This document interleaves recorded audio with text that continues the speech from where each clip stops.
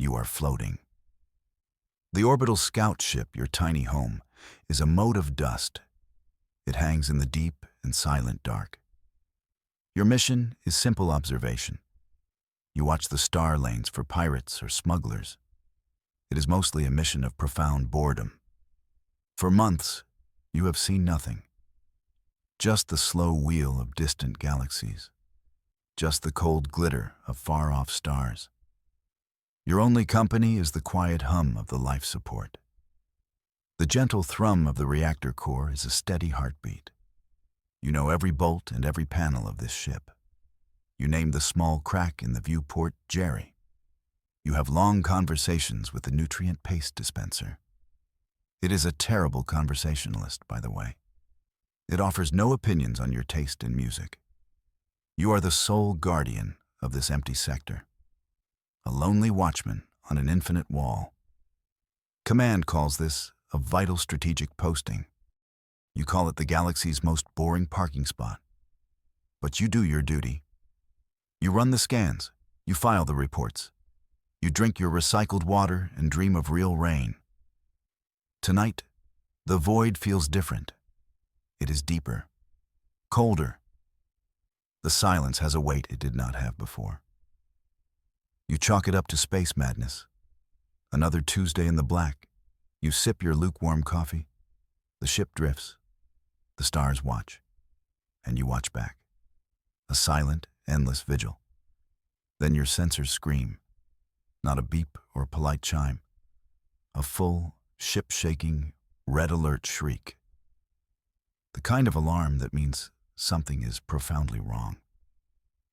Your coffee bulb floats away forgotten. You are already at the console. Your fingers fly across the holographic interface. The long-range scanners are painting a nightmare. An object is out there. It is vast. It is dark. And it should not exist. It reflects no light. It emits no energy. It is a hole in space where something ought to be. It moves between the stars like a predator. The system tags it with a dozen error codes. Impossible mass, impossible velocity, impossible temperature, absolute zero. You try to get a visual lock. The optical scope shows you only blackness. But it is a devouring blackness. It actively erases the stars behind it. You watch a nebula you have admired for months get swallowed. It vanishes from existence. A cold dread, colder than the void itself, creeps up your spine. This is not a ship. This is not a natural phenomenon. This is something else entirely. The anomaly is not just moving. It is moving with purpose. A cold, calculated intelligence guides its path. You feel like a mouse watching a hawk circle overhead. A very, very small mouse. And the hawk is the size of a moon. You force your hands to steady. You run the trajectory calculations. The ship's computer whines in protest. It struggles with the impossible physics of the object. But the numbers that appear on your screen are undeniable. They are a death sentence. The object is on a direct course for New Eden. New Eden, the jewel of the outer colonies, a vibrant world teeming with life. 17 million souls live there. They build cities of gleaming white. They cultivate fields of alien gold. They are artists and poets and engineers. They are sleeping in their beds right now. They are completely unaware of their approaching fate. The numbers are clear. Impact is in 76 hours. There is no time to send a conventional warning. A subspace message would take weeks to cross the distance. The colony is too far out, too isolated. That is why they posted you here. The lonely sentinel. You are the only one who knows. The only one who can see the shadow coming. You are humanity's first and last line of defense. And your scout ship is armed with a survey laser and a really bright spotlight. The absurdity of it all makes you want to laugh.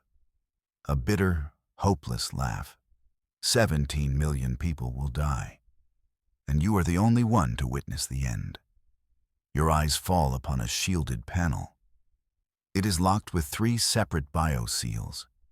Behind it lies the momentum drive. It is a forbidden piece of technology, a relic from a forgotten war. The drive does not travel through space.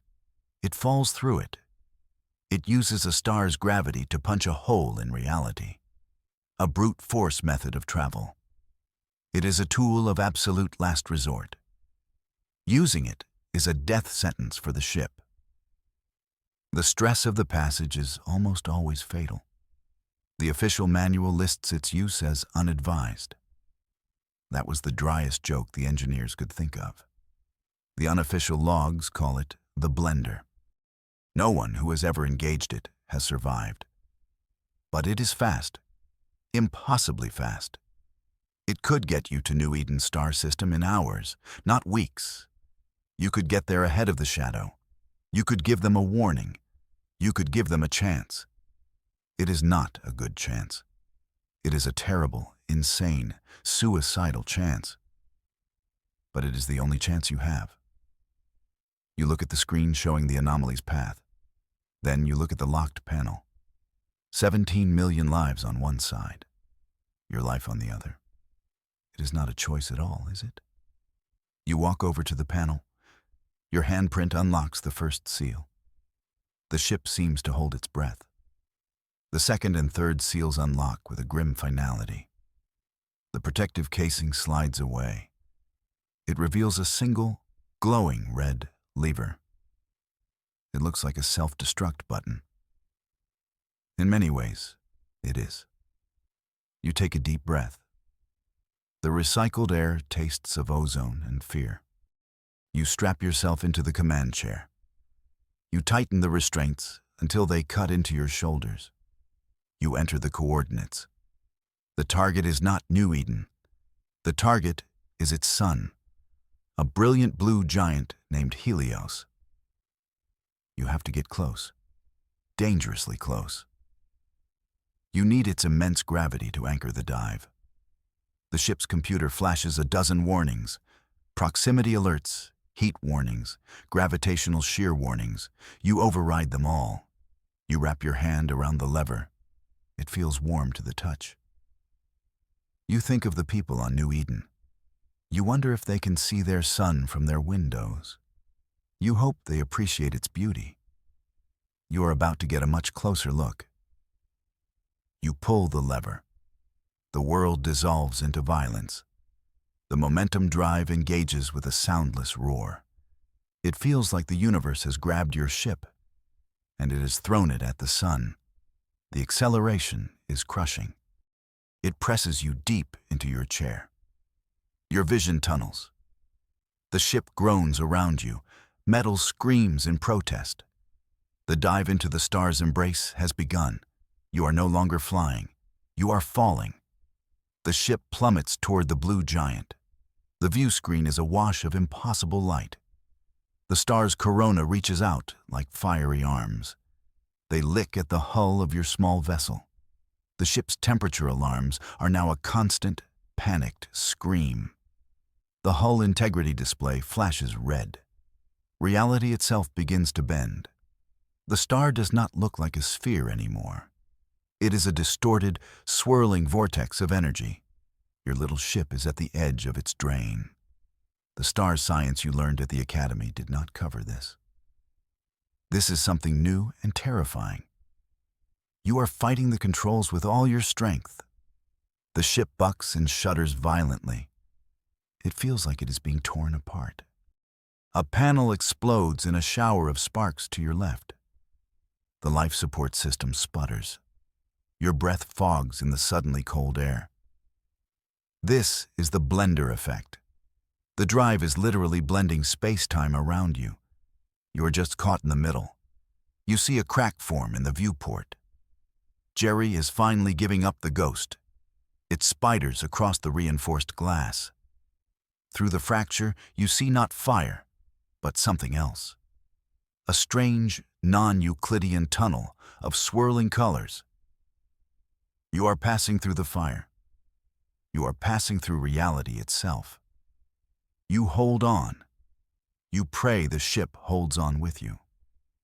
The exit is even more violent than the entry. The ship bursts back into normal space with a sickening lurch. The transition throws you against your restraints. For a moment, everything is silent. The screaming alarms die. The groaning metal falls quiet. You have survived. You made it. Then the damage reports flood your console. The momentum drive is a molten slag. The main reactor is offline. Life support is running on emergency power. It will last for 2 hours at most. The hull is compromised in 17 different locations. Your ship is a broken, drifting wreck. But you are here. You are in the Helios system. You look at the view screen. You expect to see the familiar blue glow of Helios.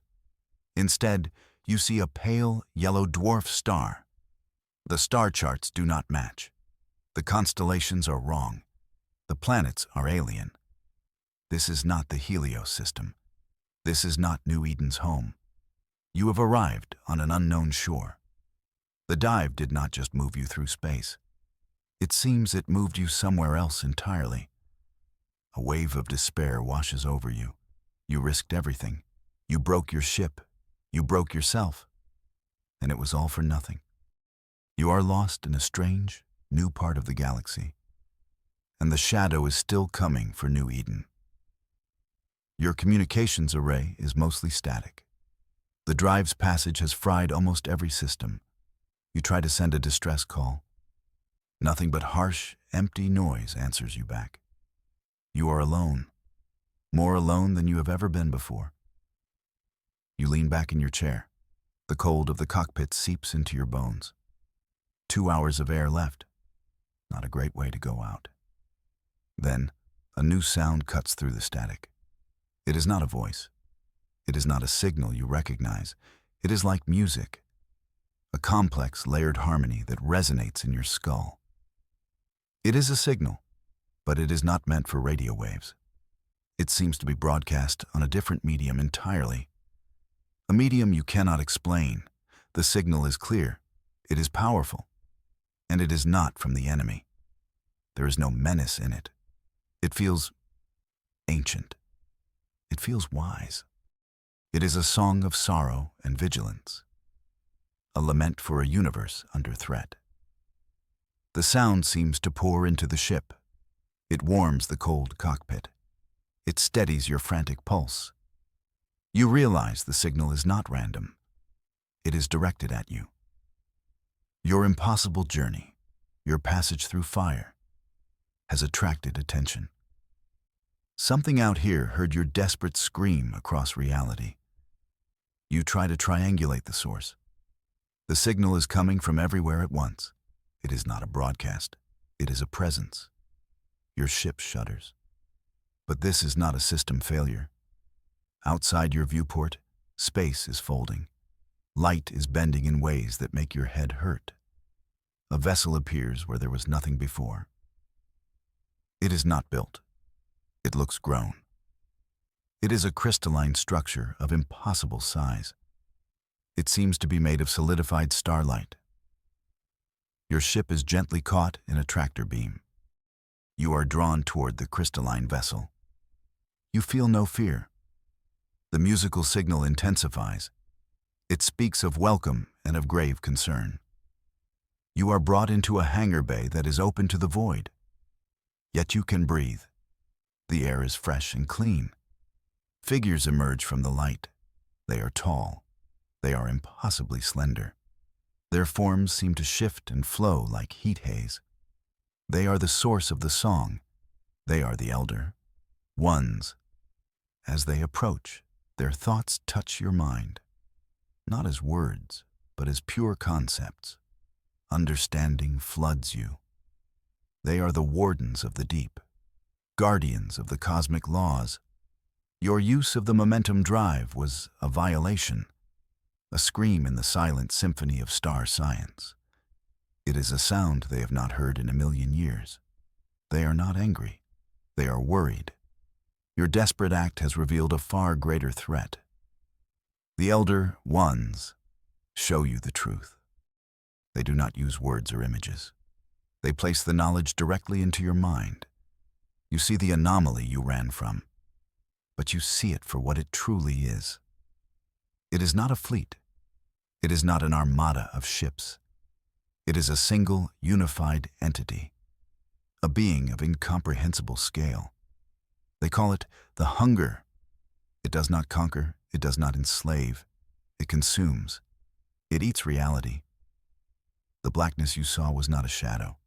It was a patch of non-existence, a hole in the fabric of the universe. Where it passes, everything is unmade. Stars, planets, life, all are erased. They become nothing. You see its history. It has drifted between galaxies for eons. It has consumed thousands of worlds. Entire civilizations have been wiped from existence. They left no trace, no ruins, no ghosts, just an expanding void of utter nullity. The hunger is a cancer on the cosmos, and it is heading for your home.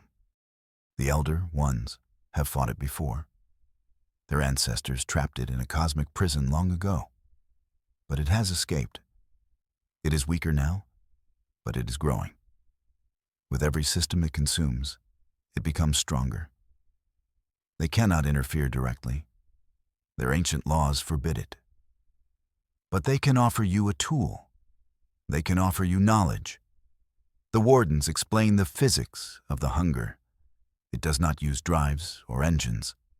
It moves by manipulating hyperspace corridors. These are hidden lanes between the stars, folds in the fabric of space-time. The hunger's great weakness is its own momentum. It cannot slow down easily. Once it enters a corridor, it is committed. A plan forms in your mind. A desperate, brilliant, and terrible plan.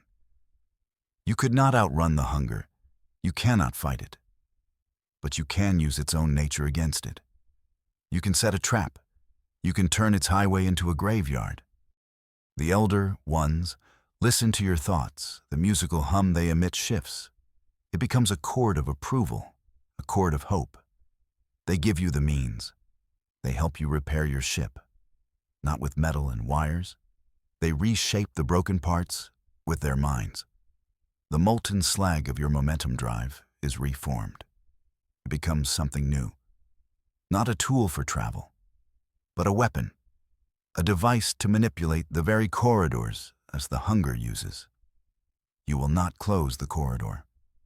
You will ignite it. You will use the drive to channel the energy of Helios. You will pour the power of a star into the hidden lane. When the hunger enters, it will not find a path. It will find a furnace, a supernova contained within a pocket dimension. It is a gamble of cosmic proportions, but it is humanity's only hope. You arrive back in the Helios system. This time, your arrival is precise. The Warden's guidance was perfect. Your small scout ship is patched and whole again, but it feels different. It hums with a power it was never meant to contain. You are no longer just a scout. You are a weapon waiting to be fired. You have mere minutes to spare. On your long-range sensors, it appears. The hole in reality. The all-consuming void. The hunger has arrived at New Eden. It no longer looks like a single object. Its form has shifted. It now resembles a colossal fleet of ships. Thousands of sharp, black shards moving in perfect unison. A fleet of silent, absolute death. The sight is terrifying. Any sane person would run.